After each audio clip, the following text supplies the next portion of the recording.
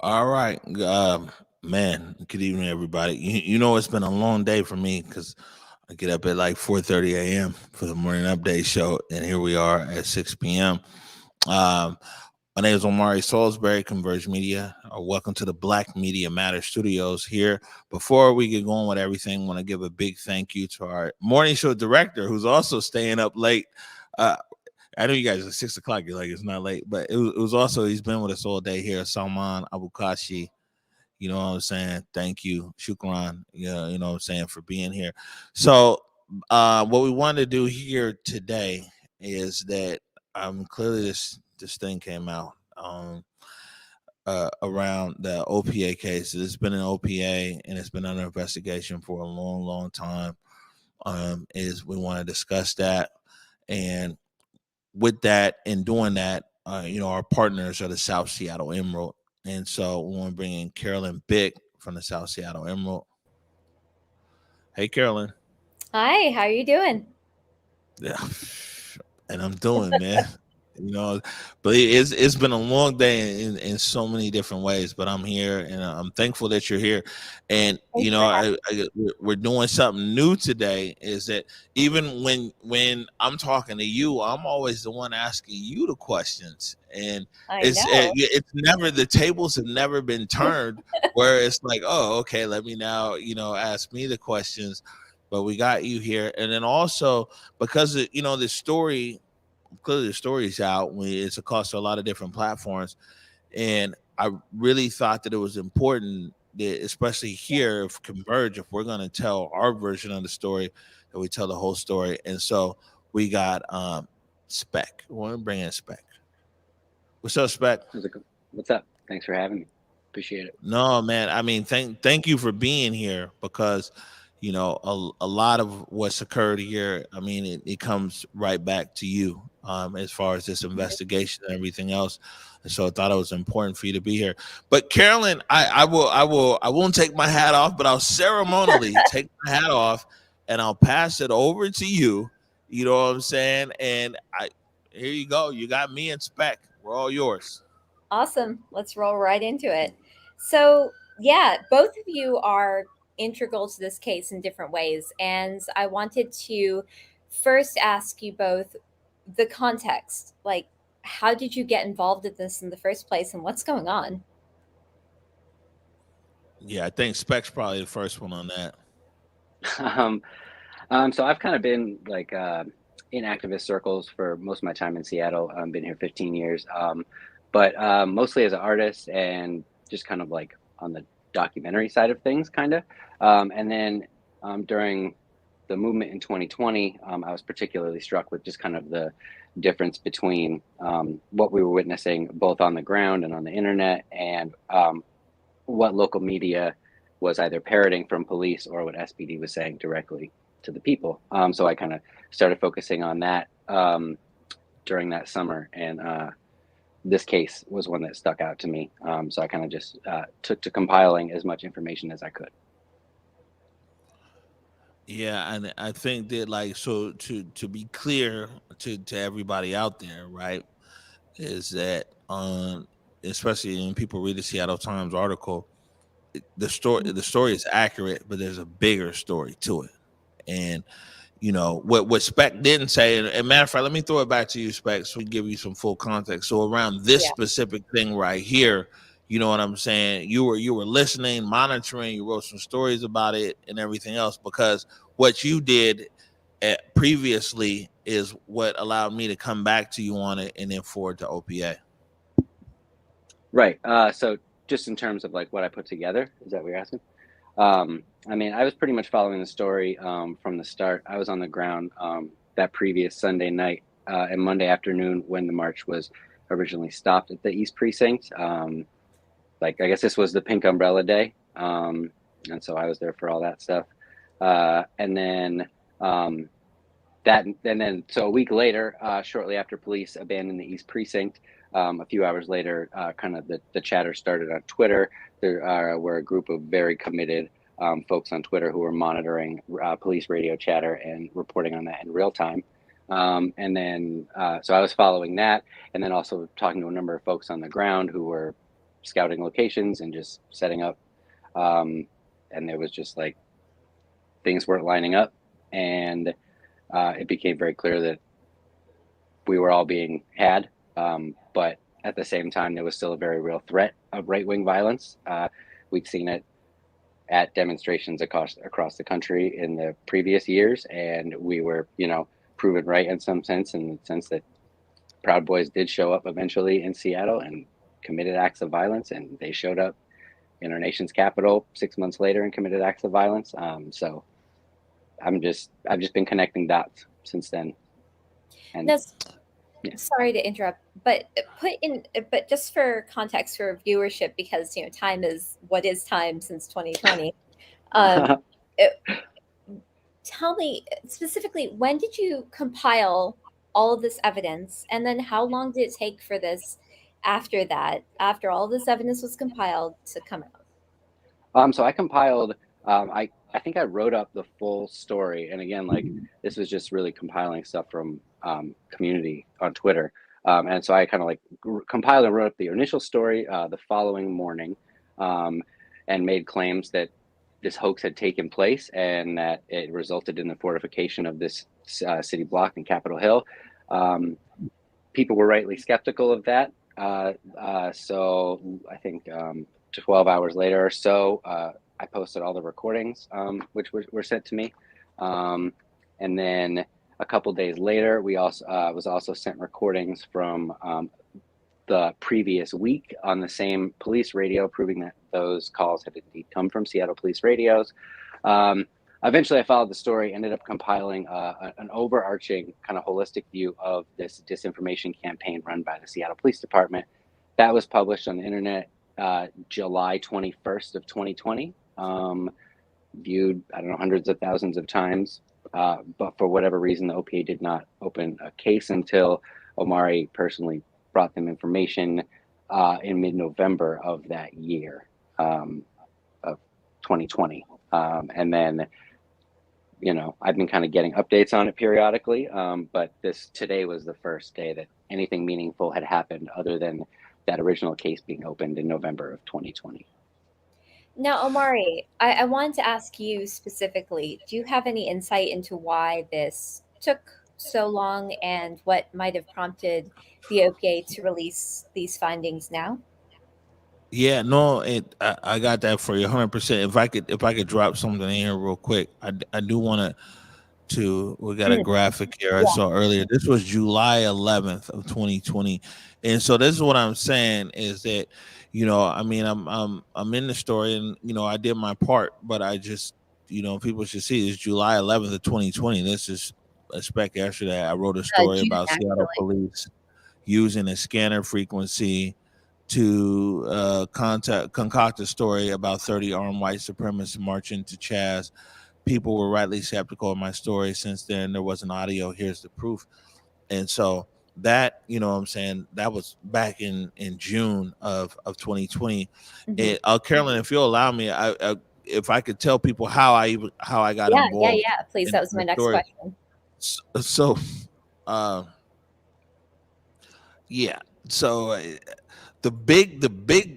the overarching story of how I got involved in this, and I wish I could say that I was sitting there and I was holding a candle to this story the whole time since SPEK had put it up. I was aware, but there was so many things going on. It was just a lot. Summer 2020. And the thing is, we were sitting there minding our own business, and it was another media company here in Seattle who was coming with a sensational story about Chief Scoggins and, text messages and who Chief Scoggins talked to in the, during the Seattle protests. And to me, that story that this other media company put out was just so over the top. I went back through the footage, to kind of rebuff that. And I mean, that's not to get off point here, but it's a new day. It's just Black Media Matters. So you can't just come and, make up something and not think that people are not going to push back on it. But in researching on the pushback on that story that another media company put out about Chief Scoggins, I came across a video where I heard people saying like, yo, we heard on the radio, the Proud Boys, they're on their way up to the East Precinct. And we went on air in November with that with story pushing back on what this other station was saying about Chief Scoggins, and hearing that audio, it reminded me like, yo, whatever happened with that? You know what I'm saying? And that's when I reached out to SPEK. And I mean, so much stuff is a blur, and I'm not even being funny that it's like, I got all kinds of memory loss and some, a few other issues from the Seattle protests. And I hit SPEK, and I was like, man, do you remember something like this? And he's like, yeah, like I was the one who was tweeting out the, you know what I'm saying, the radio transmission, and I got the radio transmissions there from SPEK, and the one thing was SPEK and a lot of other people, SPEK for sure, but a lot of other people filed these, FOIAs or PDRs or whatever, trying to get the tape, the authenticated tape from the city. And every tape came back, every request came back denied, because whoever managed the request was like, yo, there is no tape, right? And there really wasn't, as it turns out, there really wasn't any tape. And so they were looking for the tapes. Tapes weren't there, and that's where it led us to go and look for the body camera, because there's no way in the Seattle Police Department, at least, that you'll come in contact with the general public outside of saying hello or goodbye. The general public, and you engage with them, that you don't turn on your body camera. And you're definitely supposed to turn on your body camera if you see people like with guns or this and that, and you're engaging with them in that sense. And that's kind of like what pushed it all off. But it was researching another story that came across that sound bite about the Proud Boys that was like, yo, let me hit SPEK, that kind of led everything going to there. And I know I've been long-winded, I'm sorry, Carolyn, but I just wanted to give everybody good context here, as to how everything went in, you know what I'm saying, to OPA. And you're right, it was there for a long time. It was there for a very long time. Do you have any insight into what prompted them to finally release it, given that it was, gosh, how many months? Remind me. Now, I mean, for me, it's the 20th will make like 14 months. You know what I'm saying? Since the incident, I guess 18 or longer months. You know what I'm saying? I don't know, but I do know this, right? On one side of it is that who's going to admit to this? You see what I'm saying? Because they didn't have the investigator on this, I will say, is that must have been very flustered, because nobody, and we got to remember here that the officers had to have been very surprised, because they had no expectation that there was an actual recording, right? And because it's just a voice recording, and this recording, I don't know if the SPD officers knew it at the time or not. Now, who knows? Only the investigator knows whether he told them this is a recording off the internet or a recording from somewhere else or anywhere else. But just to get someone to admit that, like, yeah, this is my voice or this is whatever, I know that did take some time, for sure. But this thing was done in September. The Lisa Judge, the inspector general, said that she sent over her certification September 10th. It was received by OPA by September 12th. And for us, to be honest with you, man, we're just like, let's not drag this into another year. Unfortunately, that didn't happen. Let's not drag this into another administration. Unfortunately, that didn't happen. And here we are. It's been a very long time coming out. Yeah, it's just been a long time. So I guess let's then get into the actual substance of what the OPA decided.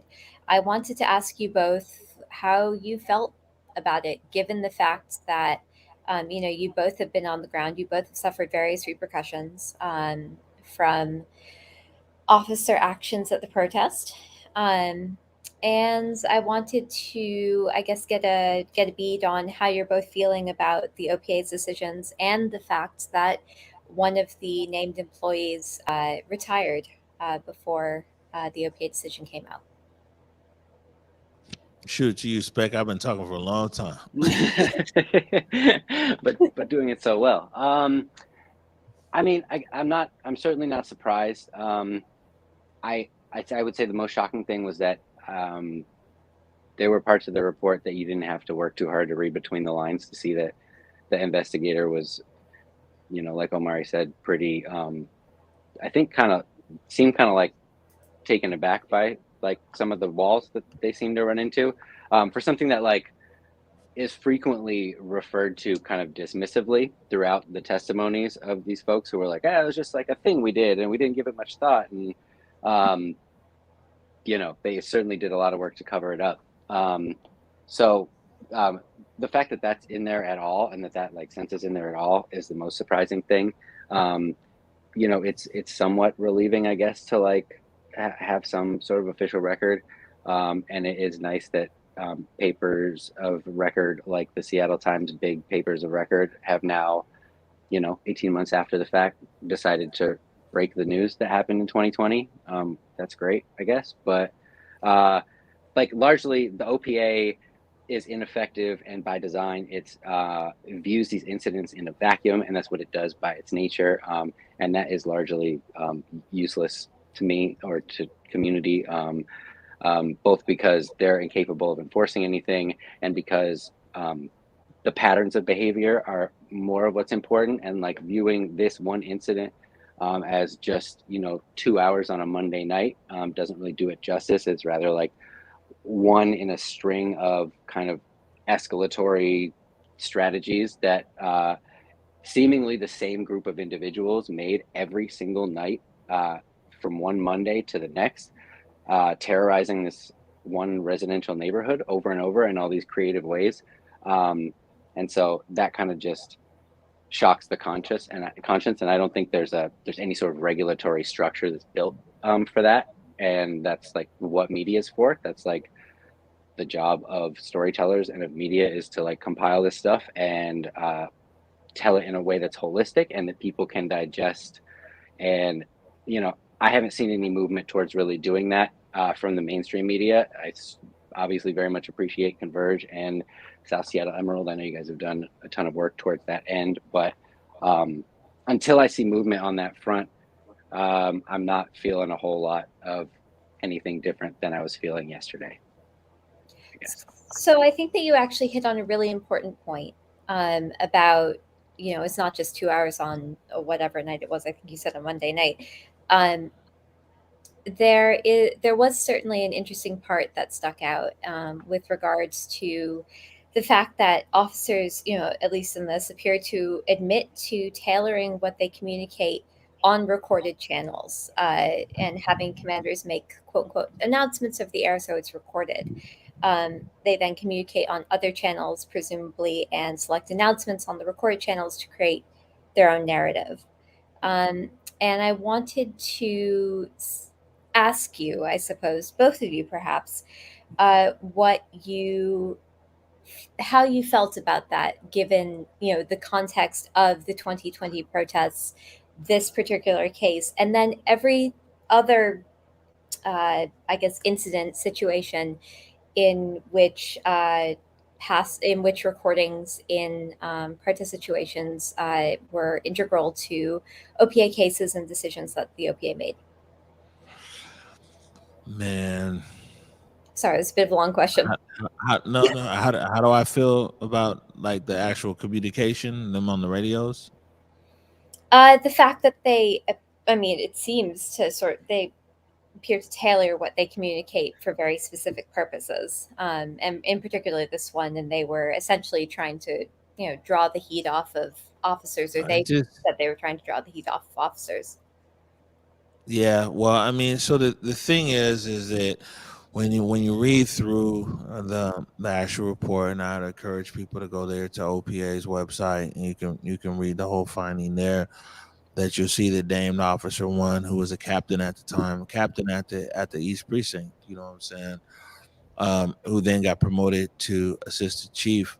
that it told two different stories, and that one story was that, hey, our officers are potentially getting ambushed across the city, and so we want to be able to put out this misinformation and everything else. And then it kind of comes back, and I believe this is Mahaffey who's in there when you read it, and when it says assistant chief of patrol, who's like, well, we wanted to get people away from the building, and explicitly.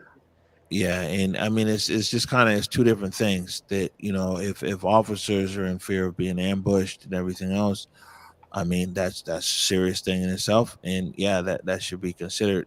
But that wasn't the case of what was happening there, in a conversation. And I will say this, opportunity to, I love the Emerald, and Carolyn, it was, we're 100% over here between Converge and Emerald. But I do want to say this, is that Dan Beekman, when the Times as an organization or mainstream media as an organization, I don't know, they're in a space of their own. But Dan Beekman, when I called Dan Beekman and said, hey, you know what, we need your support over here, there's something going on, didn't hesitate, you know what I'm saying, to kind of be present and show up and see this thing here. But I would say that, like, these guys, like the Proud Boys, I mean, the thing is the report, some of the problems I have with the OPA report, I'll be honest with you, is it allows people to leave too many vagaries. Like, nobody's like, oh, I don't know who said let's do Proud Boys. Was it this guy, that guy? Allows somebody to be like, well, I don't know, I didn't hear. It's kind of the nature of it, and it also breaks down the actual problem that's outlined when the SPD wants to do a ruse. I mean, it has, basically, that's why they're saying it's like it should be documented. No one can tell you anything. So we don't really know, even though at the end of the day here, it's like, who actually was like, hey, let's do the Proud Boys? Because, is it really about mundane lunches and, who's got to pick up their kids from daycare and some of the other things they're talking about, they were saying on the radio. That's a sharp turn from Proud Boys to the Proud Boys, and the actual timing of it. You know what I'm saying? I'd like to point out armed Proud Boys, allegedly armed Proud Boys. Armed. And I think it is as a community member, I would say that it is problematic that they went to certain lengths to ensure it wasn't documented, and to dog whistle other officers, other SPD personnel, as the OPA report points out, that this essentially was a hoax. They were using certain signals over the radio, per the case closed summary, to let other SPD personnel know this was not real. But of course, the community wouldn't know that, and I can only imagine that would be terrifying. And there's actually a moment in the recording, it's a very subtle moment, but there is a moment where somebody comes on the radio and is like, in a very subtle way, in real time, we couldn't tell what was happening, but it's, told kind of like, this channel is reserved for, whatever said operation is. So like, it was very explicit. And I do think it's important to point out too, in every single sentence of his testimony, the named office or named employee one, refers to this as being, dismissively refers to it as being an isolated, like, one-off incident or comment. He specifically says at one point, quote, it's a mention in one radio transmission. And it's not really mentioned anywhere in the OPA report that this is like an hours long piece of radio theater, basically, that's taking place. And so it's just the OPA, that for me too is the problem with the OPA report, is that, people could walk away with it thinking, this is being blown out of proportion because some cop on the radio said the words Proud Boys. But this was referencing very familiar things, like the kind of car that they frequently drive, the kind of flags they carry, the kind of reactions they're looking for, the weapons they carry, fake case numbers for the fake weapons they fake confiscated. Like, this is an elaborate thing that involves dispatchers and sworn officers, like, so. Right. No, sorry, please continue. no, I was just gonna say is that, like, yeah, that some of it kind of comes down to, because you know me, man, I'm the eternal optimist no matter what. And even when I got the tapes, I was really like, oh, okay, well, man, maybe they got this footage or whatever, and of course that quickly dissipated. And then you're like, all right, so maybe it was just some officers who were playing around, on the radio. They're sitting there, their command abandoned their precinct, and they're frustrated and they're just playing on the radio. And that was the initial thing. But then you come to find out that it's like this was an actual planned strategy. And that's what I'm saying. What SPEK was saying here is that I think one of the takeaways here is that this was planned. I mean, according to Meyerberg, maybe not planned well. That's what he's saying. But it was planned from higher ups. And it had an explicit goal. I mean, like the whatever it is, the second person they quote who explicitly McAfee, who explicitly says, I understood this as an operation to get people away from the East Precinct so we could retake that space. There's just a lot. There's just a lot there. Anyway. No, I think that pointing these things out is really important, particularly since, and we didn't really mention this, but for viewers, the OPA sustained findings against 2 of the named employees, but then they removed allegations for everybody else. And I wanted to ask how you both felt about that. And also would like to again mention that one of the named employees retired before the CCS came out. I would just say this is that,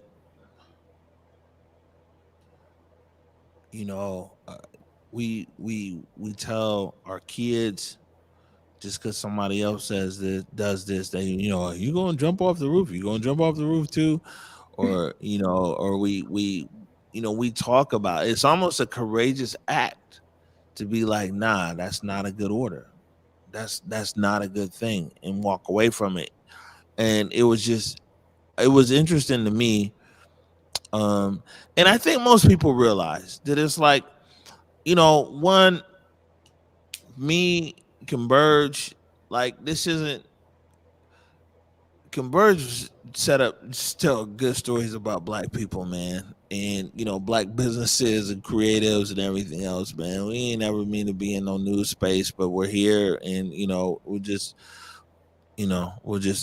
be here with it. But when I sit there and I look at how all this stuff played out, I mean, it's just like, damn, you got these officers who are there, and they've removed all whatever, I guess whatever they're saying is removed charges removed, or allegations removed. Allegation removed. But you got to remember, this is also, and the allegations are removed because they were following orders, right? But a few months back, and I remember, man, you know what I'm saying? I went and got video, put it up there. I might as well have been SPEK. I went and got video, put it up there and everything, because the lieutenant who OPA said was responsible for unleashing that tear gas up there at the East Precinct, OPA said he was responsible. Chief Diaz came over and said, nah, he was just following orders, right? And so it's almost like a reversal, because now, OPA was like, nah, hey, following orders is not good enough. You know what I'm saying? And they felt, I forget the lieutenant's name now, but OPA held him responsible. But now here on this, it's kind of a switch up where they're like, these guys were just following orders. And I'm not even saying all that to be all punitive. I think people know how I roll. I'm not saying that to be all punitive or anything, but I'm just like, how is it that, in one case where the tear gas came out, it was like, man, this guy's responsible. But in this right here, where these guys were knowingly, and the name Proud Boys is that, like, knowingly, it's just kind of crazy. It's just no allegation at all. SPEK, did you have anything to add about that? I mean, ultimately, it's just not surprising, but I'm just with Omari. Like, this is just a series. Those 2 hours of radio communications are just a series of decisions by individuals that are horrible, and I don't understand how that can go, at least like unaccounted for. I didn't necessarily have any hope that there would be any meaningful consequences for it, but at least like some accountability and like something structurally we could point to, or anything. But I wasn't actually holding out any real hope for that. But in order to have any sort of meaningful change, I think that would have to be addressed. But ultimately, like, this whole thing is systemic, and until we're willing to like address that holistically, then it's not worth it.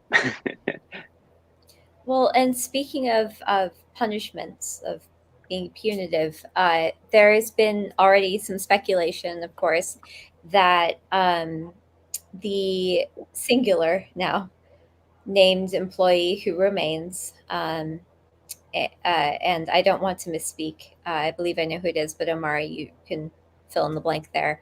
The singular named employee number two, against whom allegations were sustained, against whom the OPA did sustain allegations.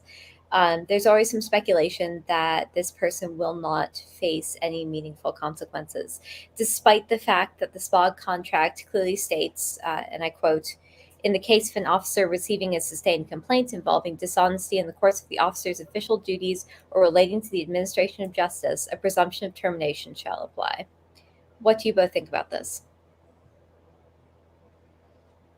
I mean, ultimately for me, the injustice wasn't necessarily that these folks made boneheaded, ham-fisted professional decisions that had real life terrible consequences. That is certainly an injustice, but for me, the like overarching injustice is the fact that for 18 months, this narrative of what happened on that block has shaped not just the consequences for the movement locally, but nationally, and that for some reason it takes this sort of like bureaucratic delivery to shine a light on this sort of thing and to even have any hope of changing the narrative. We've been through a mayoral election, and most of the people that are responsible for this have already left, and so much damage has been done, and that to me is the real injustice. So unless we're talking about building a time machine, I don't know how we're going to address it meaningfully. Yeah, and I would say, speaking of that, actually, we've got a statement here from Mayor Harrell. He's talking about, it's a few paragraphs. Oh, did you just send it? If I can, Carolyn, can I Please. just read it? Misinformation, especially of this inflammatory nature, is totally unacceptable from our Seattle police officers, from whom we must expect and demand the highest standard of truth. While I'm glad the officers who originated this deception are no longer with the force, this kind of tactic never should have been considered, condoned, or carried out in the first place. The path to de-escalation is never through the threat, real or fake, or further agitation. The damage done to public trust by an incident like this, by this is immeasurable. Sorry, the lights are real bright in this It's all position. good. You're good. It's a clear breakdown in leadership. We simply cannot have a chief or command staff claim that they are unaware of such a critical tactical decision, whether in this instance or abandoning the East Precinct. When I talk about changing the culture of Seattle Police Department, this is exactly the kind of conduct I'm thinking of. This cannot happen again, period. We will be meeting with Chief Diaz and command staff to ensure this does not happen again. We would also be conferring with Public Safety Chair Lisa Herbold to consider recommendations the City Council may have in this regard. I'll be honest with you, this is kind of like a lot from the mayor. It is, but Yeah. it's also not entirely accurate, because not all of the officers who were involved in this, who were named, have separated from the force, shall we say.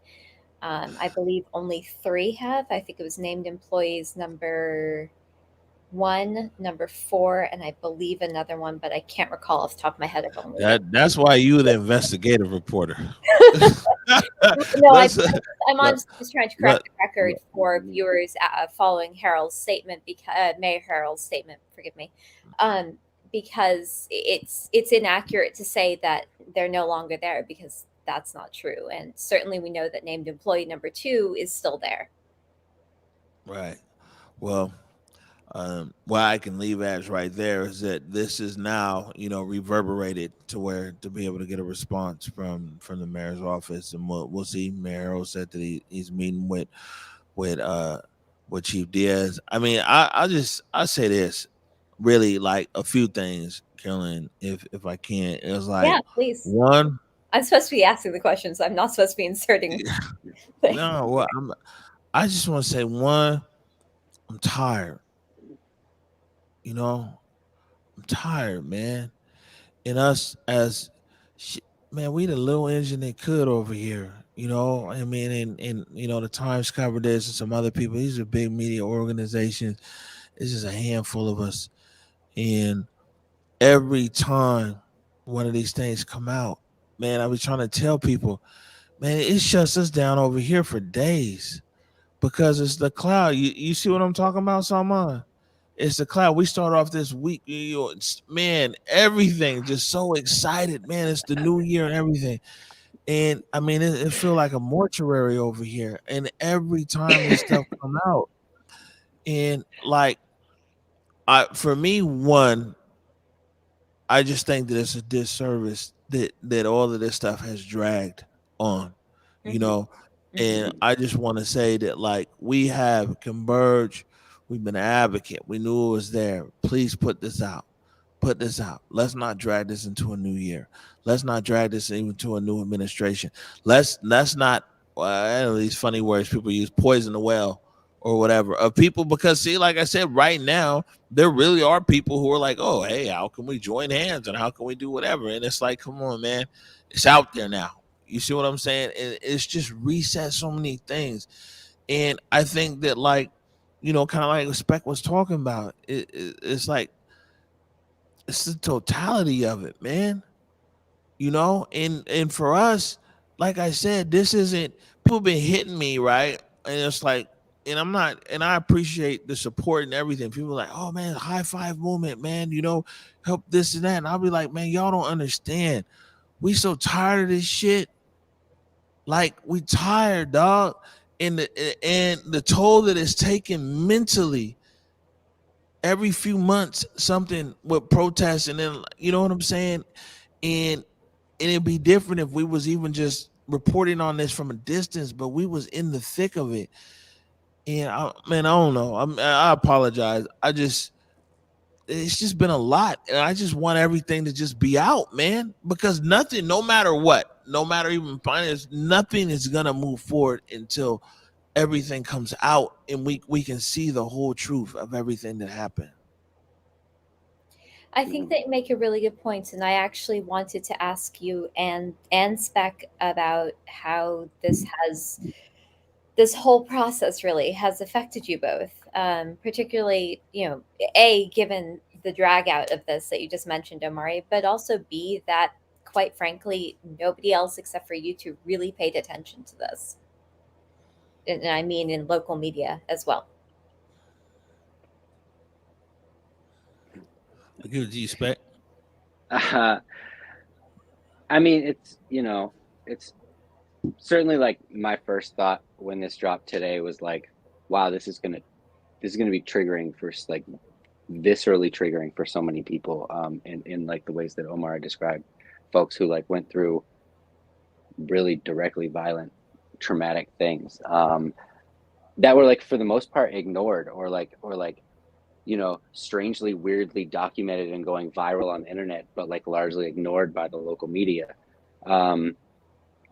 And so, like, it doesn't quite do that to me because I didn't spend as much time on the ground. So my personal experience has been more of just, like,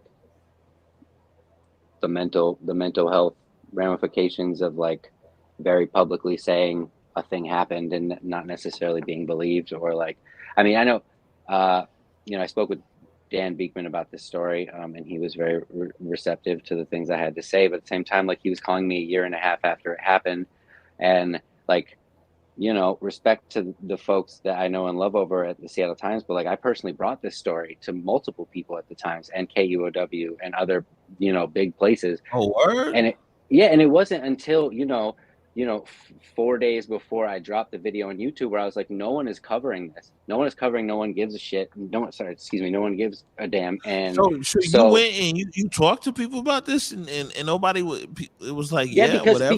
because I have the whole. I mean that the premise of that YouTube video I put together was really just like, here's a timeline of what happened. It's all time coded. Like, you can make whatever claims you want to about it being like emotionally biased or whatever, but like the facts are there in the order that they happened. And the impetus from creating that was really just like, I went around to folks that I knew and trusted in local media and was like, here's the package, here's everything laid out, here's all the proof. And for the most part, it was like, one, too much is happening right now, we can't parse it all. And two, like, you're an artist on Twitter, like, that's not the most credible source right now, which is like both understandable and also maddening. And so, like, I don't know. So I'm kind of like reconciling that, but that is like trite in comparison to the like re-traumatizing of like entire communities, and like that just keeps happening. And like, it just seems so abusive that OPA and SPD in general is able to like not just drag this out, but like drag it up every 3 months and just like re-traumatize folks in a way that is like so detrimental to not just the movement, but just like community in general. And like, I don't know, it hurts. Yeah, no, I mean, I hit you on that and like what Spec is saying is, like, I mean, for one, I never had any doubts that that what occurred was real, um and we talked about it. We covered it. It was live Mm-hmm. streamed. I mean, you And were then of there. course Yeah. yeah, of course, then we're on to the next live stream, but it's like, why this was important and why this is important to me right now is it's not Converge and it's not me, and I think you even see in my communications on internet and everything else, that it's not about us, man. It's not about me, it's about us. And the good people of Seattle and the Emerald City, whether you be a protester, whether you be a resident, whether you be a business owner, whether you be somebody who just watched all this stuff through a live stream, people just deserve the truth. You know what I'm saying? And we can have no expectation to ever do anything better as a city or build a better city until it's like everything comes out. And I think that probably where we see the disservice to the overall population of our city is when things like this get jammed up, or when people who are much bigger, we the little engine that could over here, and Grab Ross out of town right now. So you know what I'm saying? We only got half of we ain't even got our caboose. You know what I'm saying? It's literally just the engine. I mean, and we're the littlest guys here, but have a willingness to be able to listen to somebody like a Spec. You know what I'm saying? And imagine though that, and this is kind of, I guess, what was in the OPA report, that if we had if Spec hadn't already done his part, which allowed me to easily be able to call him and be like, "Hey man, what's up with this?" And if I hadn't brought it to OPA with a twist of like, "No, we don't want no audio. We're looking for video," this is something that just would have never. There's no system that would have caught this. There's nothing internal that would have caught this. And I think that's kind of maybe something we need to look at, in the big picture when we talk about what's going on in policing and everything else. Is that I know you're a big dog, Spec, but you got two of the smallest. When you talk about entities here in the city, Mm-hmm. but following up and being diligent, and we don't, the people who caught this. And it is really just I mean, that's just the thing that happened between the three of us, is just community, right? It's just talking and building and like putting pieces together. And I just think that like that is a great example of the fact that maybe mainstream media isn't necessarily always part of that community and can't be a part of that community in any meaningful way. And it's important that our media be that and be from the community. So I don't know, just goes, I just appreciate what y'all do. So thank you. I think you actually brought up a really important point earlier that connects back to this, is that there appears to be the issue, and we are actually unfortunately running out of time, about 4 minutes left, guys. But it does bring up the important point that local media does appear to be reticent to say anything that might be inflammatory or controversial without some sort of official documentation behind it. Like you were saying, you appreciate that the Times, wrote about this, but it took them a year and a half. Yeah, I mean that's just a systemic thing. I don't know how we solve that. I don't know. I mean that's just like a journalistic question. But I just think like media in general just needs to maybe like go a step beyond that, and I think that is what the Emerald and what Converge do. So yeah. And I'm good. I think, from this side, it's a it's an issue that we faced early on here, and I mean it's changing somewhat, but I don't think it's totally changed. But you got to remember the beginning of the Seattle protests, anything that Seattle Police Department or Mayor Durkin's office or anybody said, the media here took it as the God's honest truth. Mhm. And we knew all along that there was constant misinformation that was coming out all over the place, and we got so much pushback. I mean, yeah, I wish I had that footage here. The day June 8th, the day they evacuated the precinct, and I'm sitting there and I'm tweeting like SPD is leaving this precinct, and people are like, "Oh, it's Converge, fake news." And I had to go live. I'm like, "No, like you see, there's the moving truck." Because Chief Best put out something saying, "Oh, we're just reducing our footprint. We're just nah." I'm like, "Man, listen, these guys are leaving," and there was quite a few times where, and I mean, and that's why there's a whole community and an activist community that is really kind of like hands off against big media. Unfortunately, because when the Seattle Police Department and when the city put out press releases, it was just taken as nobody pushed back. Nobody. I mean, it was a thing with even Pink Umbrella. I mean, the release put out was like protesters started a riot. Well, I kind of had the video there. You know what I'm saying? And we saw the flashpoint. So, I mean, I think that of course everybody could do better, but I think that we also need to acknowledge that perhaps it's a new day in our city as well, and that you have smaller independent shops like Converge and like the Emerald, you know what I'm saying, like Capitol Hill, Seattle Blog, like Public Cola, I mean, and on that are filling that void. I mean, it's 2022. May this year be better. In any case, on that note, we have about a minute to wrap up. Do either of you have any other thoughts? Don't all speak at once. Look at this, especially nah. I'm good. I would like to say this because I always like to be crystal clear with everything. Is that I mean, and I appreciate it. I'm getting a lot of love on the internet and on Twitter and the Twitter sphere and emails and everything else. That it's like, I followed up on the work that SPEK put in. You know what I'm saying? This probably would have been way too heavy of a lift if all of this stuff hadn't been recorded and indexed and everything else.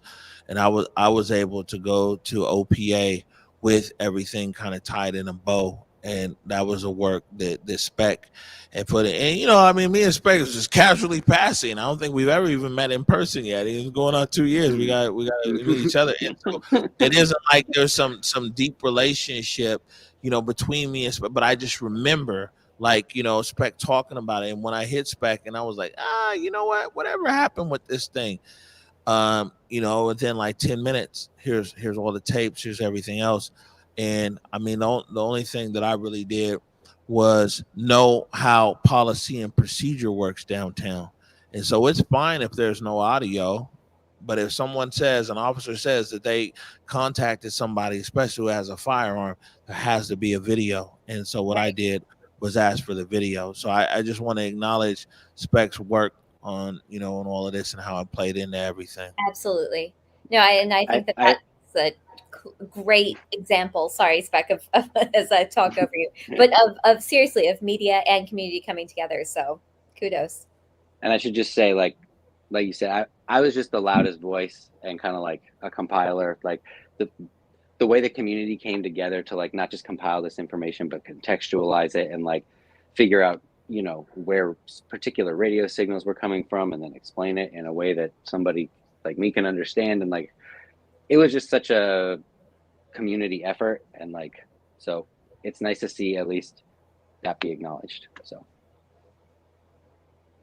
Well, again, thank you both. Thank you, Omari, for letting me ask you questions for the first time ever on a live show. Whew, man, I appreciate it. Come back anytime. Thanks. Thank you for having me. I appreciate it. I'll pull it back over here. And we'll go ahead and put everybody back on the screen here real quick, because you know what, our director, he came in, what I'm saying, this wasn't expected for him. So again, thank you, Soma. Appreciate you. You know what I'm saying? And man, thank you, SPEK. Thank you, Carolyn Bick. And man, on that note, we're gonna keep working, but we out of here. Peace. Bye. I did it for the city, I did it for the love, I did it for the people, I did it for us. Back on this rap-ish, I ain't even broke a sweat, homie, this practice. Pondering my next move, staring at my track list, hope I ain't miss my window. Praying like a Baptist, Seattle's own, tired of this Game of Thrones. They made a list of the best rappers and guess who wasn't on? While the disrespect continues, I'm steady packing these venues.